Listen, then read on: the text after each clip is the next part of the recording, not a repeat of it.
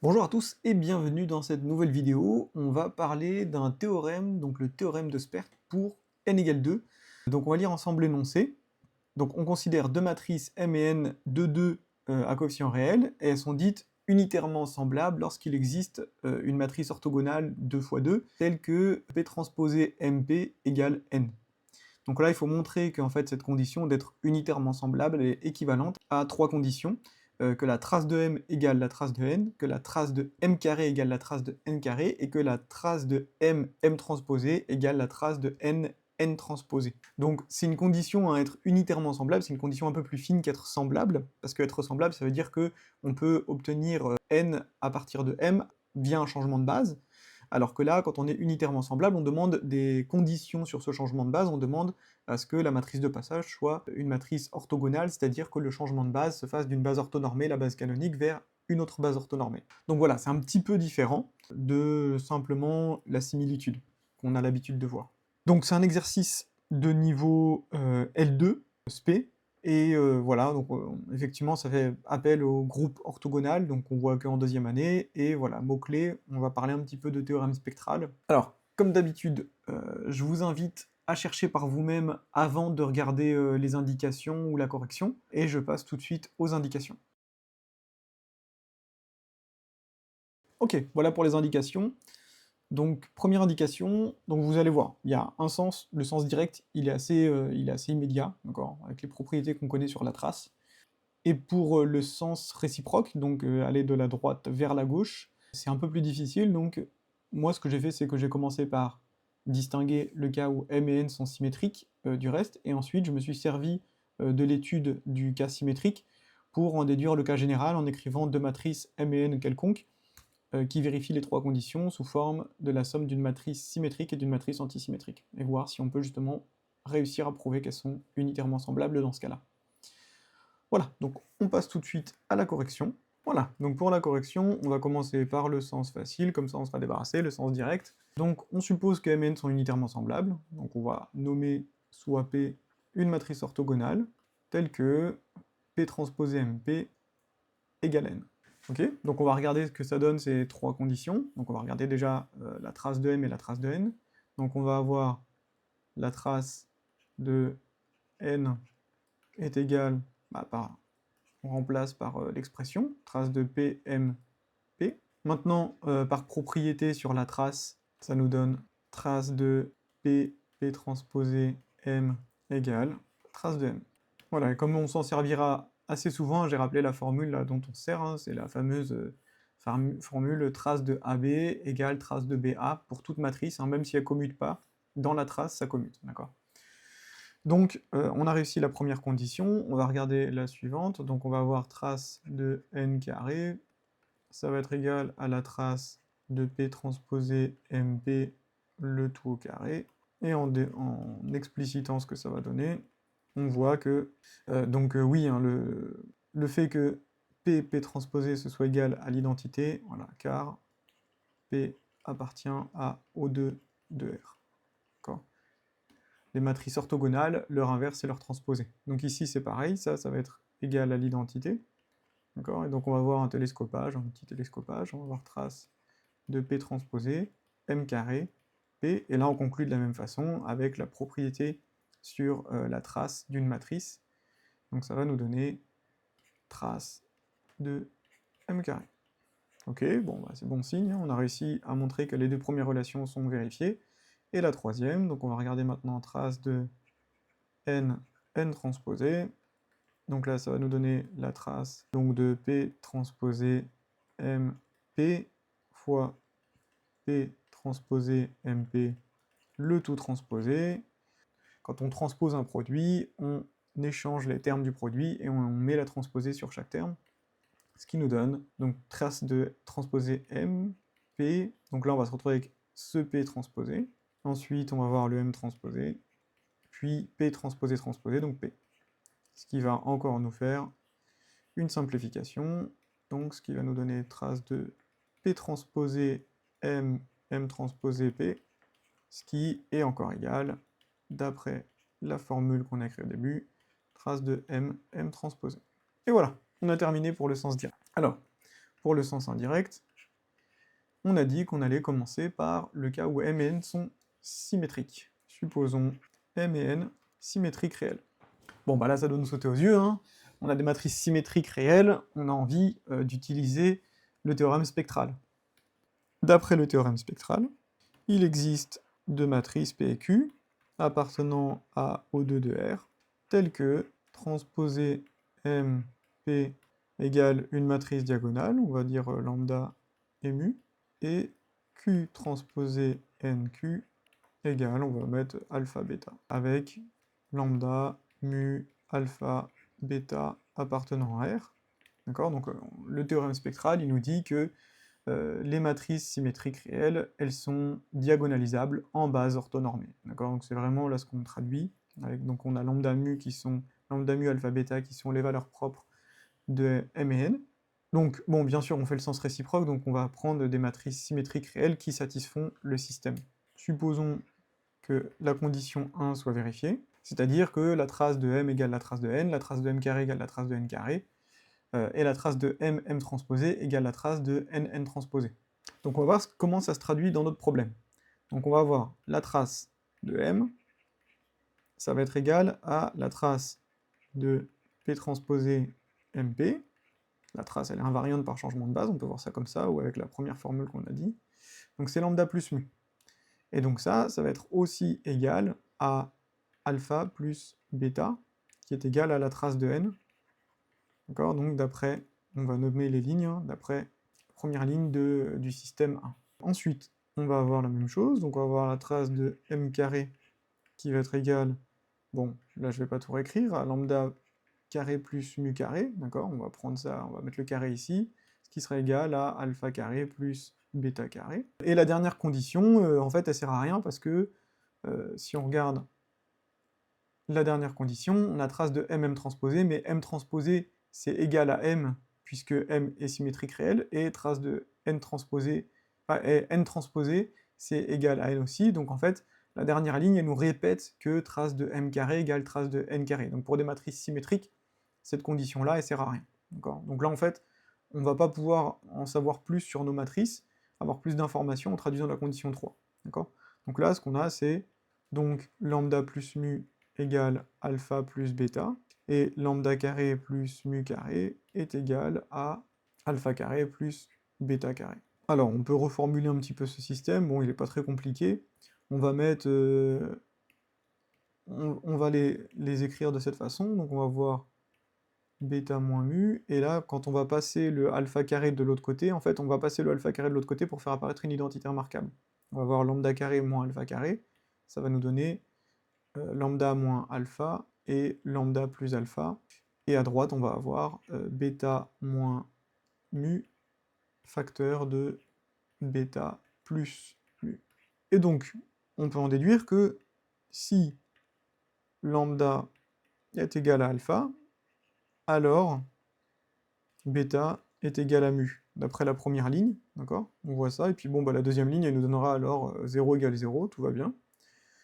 Sinon, lambda est différent de alpha, fatalement, et dans ce cas-là, on peut diviser, et donc L2 divisé par L1, ça va nous donner lambda plus alpha égale bêta plus mu, et en additionnant avec la première ligne, ça nous donnera donc 2 lambda égale 2 bêta, donc en fait lambda égale bêta, et dans ce cas-là on en déduit que mu égale alpha. Ce qui signifie en fait hein, que nos deux matrices ont les mêmes valeurs propres, d'accord? Peut-être pas dans le même ordre, mais c'est pas grave. Voilà, donc maintenant, dans le premier cas, si lambda égale alpha et bêta égale mu, ça veut dire que M et N sont unitairement semblables à une même matrice diagonale, alors Q transposé NQ égale P transposé MP, et donc on peut isoler le N en multipliant à gauche par Q et à droite par Q transposé, ce qui va nous donner Q P transposé M et Q transposé, ce qui est bien égal à PQ transposé transposé M PQ transposé. Et donc là on a gagné parce que PQ transposé, c'est un élément de O2 de R. On rappelle que O2 de R, c'est le groupe symétrique, en particulier c'est un groupe pour la multiplication. d'accord? Donc il est stable par multiplication et stable par inverse, sauf que Q transposé, c'est l'inverse de Q. Donc là, on a bien un élément de O2 de R, et on a bien N et M qui sont unitairement semblables. Donc l'autre cas à voir, c'est si lambda égale bêta et égale alpha, donc en fait, elles vont être unitairement semblables à potentiellement deux matrices avec les coefficients diagonaux qui sont inversés, donc on va les remettre dans l'ordre. Alors, avec P tilde qui est égal, donc on va prendre P, fois la matrice 0, 1, 1, 0, qui appartient bien à O2 de R, donc là, il n'y a pas de problème, d'accord? Donc ça, comme c'est un groupe, ça appartient toujours à O2 de R, donc on va regarder maintenant ce que ça donne. Donc on a P tilde transposé M, P tilde, qui va être égal à tout simplement, en fait, notre matrice ici, hein, sa transposée, ça va être elle-même, hein, donc ça va être 0, 1, 1, 0, ça c'est la matrice hein, d'une symétrie orthogonale, fois P, M, P transposé M, P, fois cette même matrice 0, 1, 0, donc cette matrice ici, et donc ça va nous donner en fait 0, 1, 1, 0, fois justement lambda 0, 0, mu, voilà.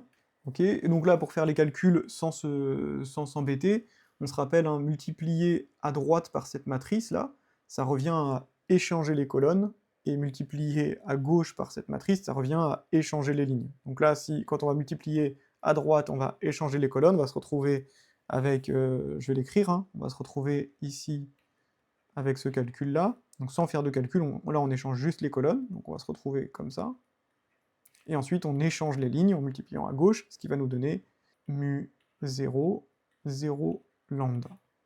Et donc là, bon, on tombe sur ce qu'on voulait, c'est-à-dire que ça va nous donner exactement en fait Q transposé NQ. Et maintenant on peut conclure de la même façon, parce que là on a réécrit que à une conjugaison par une matrice orthogonale près de M, on se retrouve à une conjugaison par une matrice orthogonale de N, et on a dit, en fait, on se retrouve dans le cas précédent qu'on vient de traiter, hein, là où les deux matrices sont égales, d'accord? Donc là, on peut conclure de la même façon, donc on a terminé pour le cas symétrique. On a fait le cas où M et N sont symétriques, maintenant on va faire le cas général, donc soit Mn appartenant à M2 de R, donc vérifiant 1. Donc je réécris, donc on va nommer les lignes aussi, hein, L1, L2, L3. Et ce qu'on va faire, c'est qu'on va les décomposer, donc on pose M égale, donc on va l'écrire comme somme d'une matrice symétrique plus une matrice antisymétrique, et N, on va faire la même chose, d'accord? Là je vais écrire avec des lettres grecques, donc je vais écrire sigma plus lambda, donc je sais que c'est pas un alpha majuscule, mais bon, c'est pas grave, ça ressemble un petit peu, donc ça me va. Avec S sigma, qui sont des matrices symétriques, et A lambda, qui sont des matrices antisymétriques. Et on va regarder ce que nous donne chacune des lignes, tout simplement. Donc petit rappel, hein, pour des matrices antisymétriques, elles ont en particulier leur diagonale qui est nulle, puisque elles sont égales à l'opposé de leur transposée, et que la transposée laisse invariante la diagonale, et ben leur diagonale doit être égale à son opposé, donc elle est nulle. Donc en particulier, leur trace est nulle pour les matrices antisymétriques. Ce qui est plutôt chouette, parce que dans ce cas-là, L1, ça va nous donner, donc, trace de M, ça va être égal à trace de S plus trace de A, ce qui est donc égal à trace de S. Et donc ça, c'est aussi égal à trace de sigma. L2, ça va nous donner quoi? Bon, là, ça va être un peu plus coton. Donc on va écrire M carré, bon, ça va être S plus A au carré. Donc là, attention, c'est pas une identité remarquable, il n'y a aucune raison pour que A et S commutent, mais ça va nous donner S carré plus SA plus AS plus A carré. Okay, donc là, on ne peut pas écrire hein, que ça c'est 2SA, on ne le sait pas a priori. Voilà, et donc quand on va passer à la trace. Alors, déjà, ce qu'on peut remarquer, c'est que ça, c'est une matrice symétrique, et ça aussi, c'est une matrice symétrique, et ça, c'est une matrice antisymétrique. Donc pourquoi? Tout simplement, on a A carré transposé, c'est égal à A transposé au carré, qui est donc égal à moins A au carré, et donc ça, c'est égal à A carré. D'accord? Donc là, ça prouve que A carré est symétrique, et si on fait SA plus AS transposer, donc là les propriétés sur la transposition, ça va nous donner A transposé, S transposé, plus S transposé, A transposé, et donc A transposé ça va rester A, S transposé ça va devenir moins S, donc ça fera moins AS, moins SA, et donc ça prouve que notre matrice est antisymétrique, d'accord? Donc en passant à la trace, qu'est-ce que ça va nous donner? Donc, on va avoir trace de M carré, et ben il va nous rester la trace de S carré, plus la trace de A carré. D'accord? La trace de la matrice symétrique qui est au milieu, bah, ça fera 0. Et donc ça, ce sera égal aussi à la trace de sigma carré, plus la trace de lambda carré, en faisant le même travail pour la matrice N. Voilà, et il nous reste encore la ligne 3, donc on va regarder maintenant investigation sur la ligne 3. Donc maintenant on va faire MM transposé, donc on va faire MM transposé, ça va nous donner donc S plus A facteur de S transposé plus A transposé, ce qui va donc nous donner S plus A facteur de S moins A. Et donc ça va nous donner S carré moins SA plus AS moins A carré.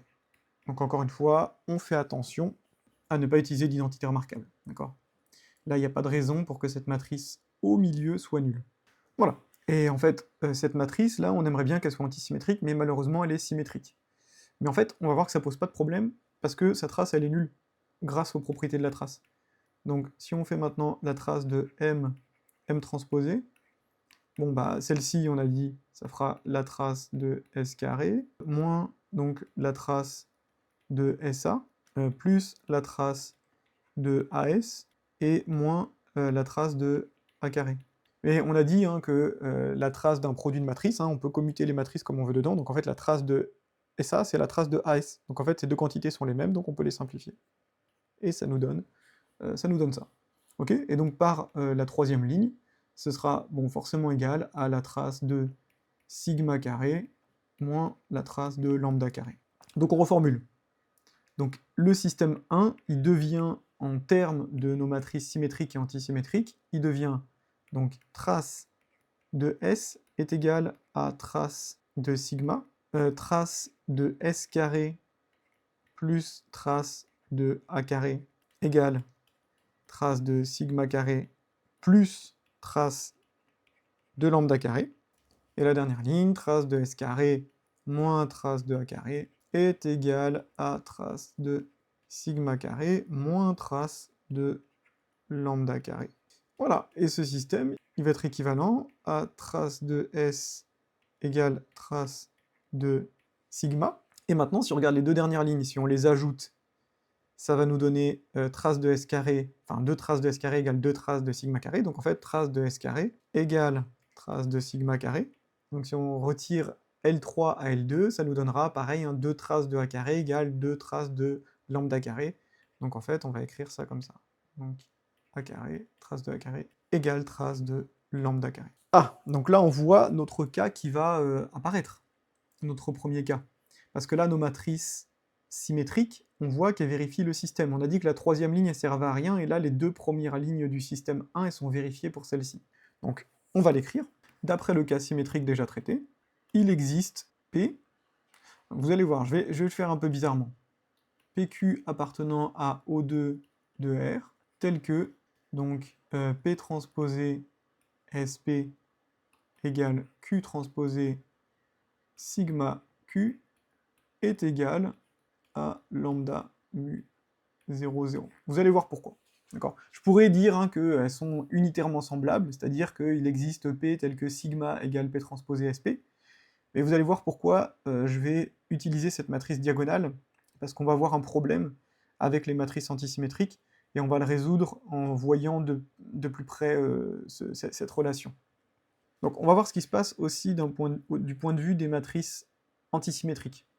Donc les matrices antisymétriques de 2, en fait, elles sont d'une certaine forme, hein. Donc on va avoir A qui va être égal à un certain 0, 0, moins A, d'accord? Parce qu'on doit avoir la diagonale qui est nulle, et ensuite on doit avoir le coefficient en haut à droite qui va être égal à moins celui en bas à gauche, et donc on va l'écrire A fois A0, et de la même façon, lambda, on va pouvoir l'écrire 0 alpha moins alpha 0, qui va être égal à alpha fois A0, avec A0, en fait, c'est, on peut dire la base canonique des matrices antisymétriques, hein, qui est de dimension 1, c'est une droite hein, pour les matrices de 2. A0 égale 0, 1, moins 1, 0. Ok, et maintenant, on va voir ce que ça donne, cette dernière relation, avec nos notations ici.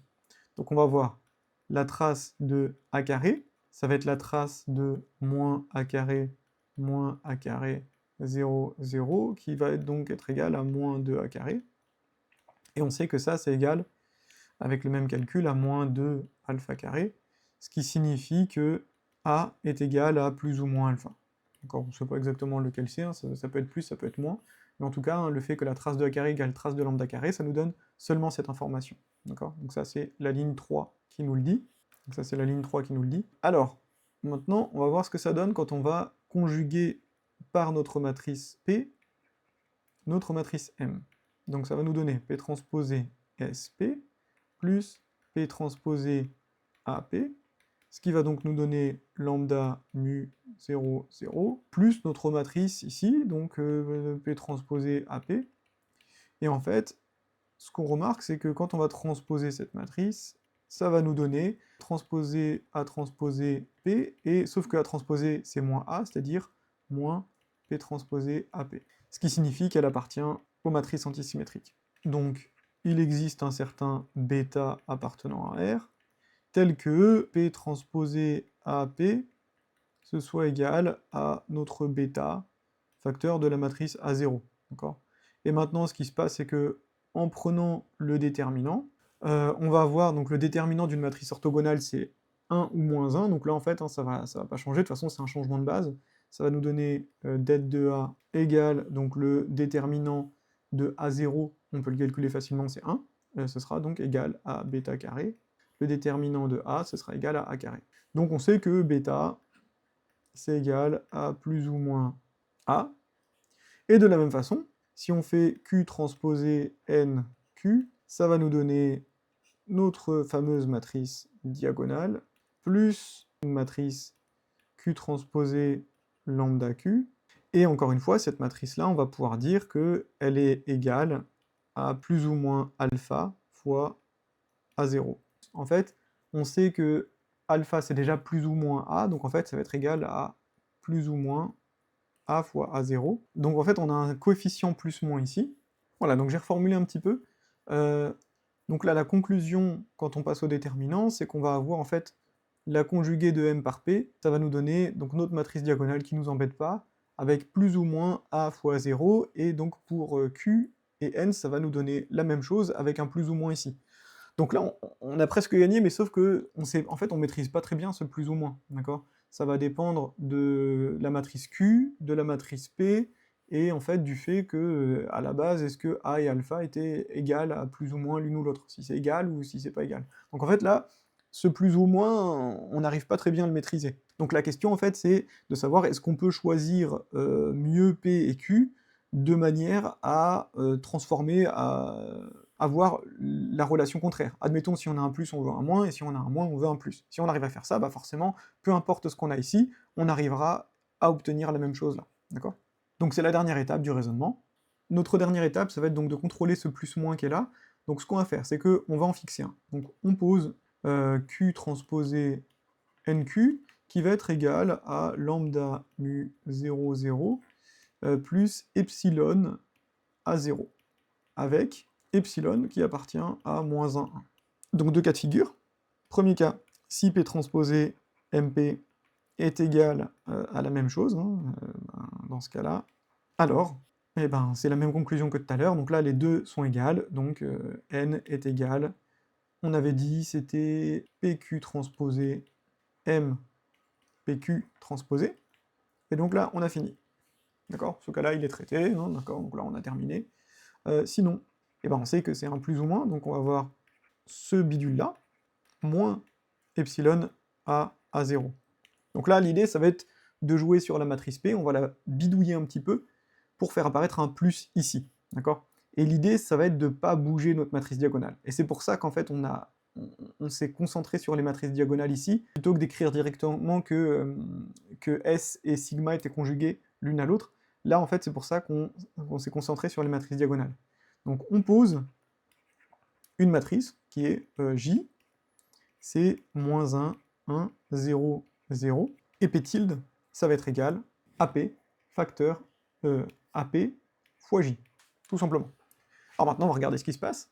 C'est que quand on va faire P tilde transposé SP tilde, ça va nous donner quoi? Bah, la matrice J, elle est symétrique, donc ça va rien changer, ça transposé. Donc on va se retrouver avec du J, donc P transposé SP J, mais sauf qu'en fait, bah, P transposé SP, c'est notre matrice diagonale, donc ça fera lambda 0, 0, mu J.